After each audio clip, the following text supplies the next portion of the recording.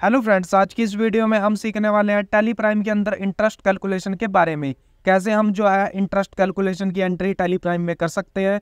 देखिए, जब भी हम कोई भी माल उधार परचेज करते हैं या फिर उधार सेल करते हैं और हमारी टर्म एंड कंडीशन में ये चीज़ लिखी होती है कि इस पे इंटरेस्ट जो है वो एप्लीकेबल होगा, तो उसकी एंट्री हम कैसे अपने सिस्टम में करेंगे, इसके बारे में हम आगे बात करने वाले हैं। इंटरेस्ट कैलकुलेशन हम डेटर और क्रेडिटर दोनों पे निकाल सकते हैं, तो इस वीडियो में मैं आपको सिर्फ डेटर के ऊपर इंटरेस्ट कैलकुलेशन करके दिखाने वाला हूं। तो सबसे पहले आपने गेटवे ऑफ टैली पे आ जाना है। उसके बाद आपने अपने कीबोर्ड से F11 प्रेस करना है। F11 प्रेस करने के बाद नीचे की साइड आपको जो है अकाउंटिंग में अनेबल इंटरेस्ट कैलकुलेट का एक ऑप्शन देखने को मिल जाएगा। इस ऑप्शन को आपने यहाँ से यस कर देना है। उसके बाद यहाँ से आपने कंट्रोल A से इसको जो है सेव कर देना है। जैसे ही आप इसको सेव करोगे उसके बाद जो है आप गेटवे ऑफ टैली पे फिर से आ जाओगे। यहाँ पे आपने क्या करना है, अपना एक लेज़र क्रिएट कर लेना है जिसके ऊपर आपने इंटरेस्ट कैलकुलेट करना है। आपने क्रिएट पे आना है, एंटर प्रेस करना है, लेज़र पे आना है, एंटर प्रेस करना है। उसके बाद यहाँ पे नेम का एक ऑप्शन आपको देखने को मिलेगा। यहाँ पे आपने सिंपली पार्टी का नाम लिख देना है। तो यहाँ पे मैं लिख देता हूँ रमन इलेक्ट्रॉनिक्स, और उसके बाद एंटर प्रेस करता हूँ। इसको आपने जो है, अगर आप डेटर के ऊपर इंटरेस्ट कैलकुलेट कर रहे हो तो आपने यहाँ पे डेटर सेलेक्ट कर लेना है। क्रेडिटर के ऊपर अगर आप कैलकुलेट कर रहे हो तो यहाँ पे आपने क्रेडिटर सेलेक्ट कर लेना है। तो मैं डेटर पे कैलकुलेट कर रहा हूँ, तो मैं यहाँ पे सन्डे डेटर इसको सेलेक्ट कर लेता हूँ। इसको जो है हम सेल करेंगे। उसके बाद मेंटेन बिल बाय बिल आपने यस कर देना है। क्रेडिट पीरियड अगर आप डालना चाहो तो डाल सकते हो, जैसे 30 दिन का क्रेडिट पीरियड यहाँ पे मैं डाल देता हूँ। उसके बाद नीचे की साइड आपको check for credit days during the voucher entry, ये ऑप्शन आपने यस कर देना है। टैली आपको रिमाइंडर देती रहेगी कि 30 दिन हो चुके हैं, पेमेंट नहीं आई। उसके बाद एक्टिव इंटरेस्ट कैलकुलेशन का एक ऑप्शन आपको देखने को मिलेगा। इस ऑप्शन को यहाँ से आपने यस कर देना है। यस करने के बाद आपने एंटर प्रेस करना है। यहाँ पे आपके सामने जो है इंटरेस्ट पैरामीटर का एक पेज ओपन होके आ जाएगा छोटा सा। तो फर्स्ट नंबर पे जो है calculate interest transaction bye transaction, ये ऑप्शन को आपने यस कर देना है। इसका मतलब ये होता है कि जैसे आज आपने कोई सेल बिल की एंट्री करी, कल भी आपने सेल बिल की एंट्री करी, तो ट्रांजैक्शन के हिसाब से जो है आपका इंटरेस्ट उस पर एप्लीकेबल होता रहे। तो इस ऑप्शन को यहाँ से आपने यस कर देना है। उसके बाद नीचे की साइड जो है override parameter for each transaction, इसका मतलब ये होता है कि अगर आप अलग अलग इंटरेस्ट हर वाउचर एंट्री में दिखाना चाहते हो तो आप यहाँ से उसको यस करके कर सकते हो। मान लीजिए 2% इंटरेस्ट आपने एप्लीकेबल किया हुआ है, किसी एंट्री पे आपको 3% करना है, तो इस ऑप्शन को यहाँ से आपने यस कर देना है। उसके बाद आप जो है हर ट्रांजैक्शन में इंटरेस्ट रेट को चेंज कर सकते हो। तो इसको मैं फिलहाल के लिए नो रहने देता हूँ। तीसरे नंबर पे हमारा ऑप्शन आता है include transaction date for interest calculation. अब इसका मतलब ये होता है कि जैसे जो है हमारा इंटरेस्ट एक दिन बाद से लगना शुरू होता है, तो अगर आप चाहते हो कि उसी दिन से आपका इंटरेस्ट लगना शुरू हो जाए तो यहाँ पे आपने क्या करना है, नीचे आपको 2 ऑप्शन दिए हुए हैं। फॉर अमाउंट एडेड, जिस दिन आपने बिल की एंट्री करी उसी दिन से आपका इंटरेस्ट शुरू हो जाए, तो यहाँ पे इस ऑप्शन को आपने यस कर देना है। उसके बाद नीचे की साइड एक ऑप्शन आपको देखने को मिल रहा है फॉर अमाउंट एडेड, इस ऑप्शन को हम बाद में देखेंगे। यहाँ पे हम जो है रेट की बात कर लेते हैं। रेट पे जैसे ही आप आओगे यहाँ पे आपने वो रेट डाल देना है जितने % भी आपने जो है इंटरेस्ट चार्ज करना है। फॉर एग्जाम्पल यहाँ पे मैं 12% डाल देता हूँ।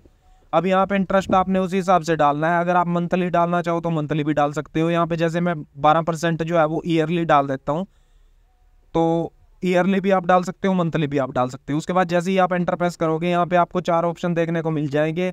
30 डे मंथ, उसके बाद 365 डे ईयर, कैलेंडर मंथ और कैलेंडर ईयर। तो 30 डे मंथ का हमें एक नुकसान ये है कि 30 दिन के हिसाब से टैली उसको कैलकुलेट करेगी। उसके बाद 365 के हिसाब से अगर लीप ईयर उसमें आ जाता है तो वो 366 का हो जाता है, तो इसको भी आपने रहने देना है। नीचे की साइड आपको यहाँ पे 2 ऑप्शन देखने को मिल रहा है, कैलेंडर मंथ और कैलेंडर ईयर, तो आपने इनमें से एक को सिलेक्ट कर लेना है। यहाँ पे मैं कैलेंडर ईयर सेलेक्ट कर लेता हूँ क्योंकि 12% ईयरली मेरा इंटरेस्ट था। उसके बाद इंटरेस्ट बैलेंस के अंदर आपको 3 ऑप्शन देखने को मिल जाएंगे, ऑल बैलेंस, क्रेडिट बैलेंस और डेबिट बैलेंस। तो अगर आप अपने डेटर के लिए बना रहे हो तो आपने डेबिट बैलेंस सेलेक्ट कर लेना है, क्रेडिटर के लिए बना रहे हो तो आपने क्रेडिट बैलेंस सेलेक्ट कर लेना है, और अगर आप सेल परचेज एक ही बंदे से करते हो तो आपने उसको ऑल पे सेलेक्ट कर लेना है। उसके बाद एंटर प्रेस करके आपने अपने लेज़र को सेव कर देना है। अब यहाँ पे आपने गेटवे ऑफ टैली पे आ जाना है। उसके बाद आपने वाउचर के अंदर आना है, एंटर प्रेस करना है।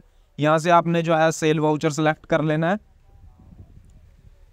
सेल वाउचर सेलेक्ट कर लेने के बाद यहाँ पे आपने अपनी पार्टी का नाम लिख देना है। तो लेज़र मेरा यहाँ पे पहले से ही मैंने यहाँ पे आपको क्रिएट करके दिखा दिया था। उसके बाद यहाँ पे मैं अपने लेज़र पे आता हूँ, एंटर प्रेस करता हूँ। एंटर प्रेस करने के बाद ये सारी डिटेल आप अपने हिसाब से फिल कर सकते हो, जिसके बारे में मैंने और भी बहुत सारी वीडियो में बताया हुआ है। तो यहाँ पे मैं इसको स्किप कर देता हूँ और एंटर प्रेस करके हम आगे बढ़ते हैं। यहाँ पे सेल लेज़र के अंदर आपने सेल सेलेक्ट कर लेना है, एंटर प्रेस करना है और स्पेस बार प्रेस यहाँ पे आपने कर देना है। यहाँ से आपने अपनी आइटम सेलेक्ट करनी है, जो भी आप सेल करना चाह रहे हो उसकी क्वांटिटी आपने डाल देनी है, जितनी भी क्वांटिटी आप सेल कर रहे हो, और उसका रेट डाल देना है, जितने भी रेट के हिसाब से आपने उसको सेल करना है। तो यहाँ पे मैं 9,000 रुपये के हिसाब से LED TV इसको सेल कर देता हूँ, एंटर प्रेस करता हूँ। उसके बाद हम इस पर जो है वो टैक्स भी लगा देते हैं। इस पर जो है 18% टैक्स था, तो उस पर 99% लोकल की ये हमारी पार्टी है, तो उस पर 99% हम जो है CGST SGST लगा देते हैं। उसके बाद इस बिल को मैं यहाँ से एंटर प्रेस करके सेव कर देता हूँ। सेव करने के बाद आपने सिंपली गेटवे ऑफ टैली पे आ जाना है, एस्केप प्रेस करके। अब हम जो है इंटरेस्ट चेक करने वाले हैं, तो उसके लिए आपने डिस्प्ले पे आना है, उसके बाद स्टेटमेंट ऑफ अकाउंट्स पे आना है, उसके बाद इंटरेस्ट कैलकुलेशन पे आना है।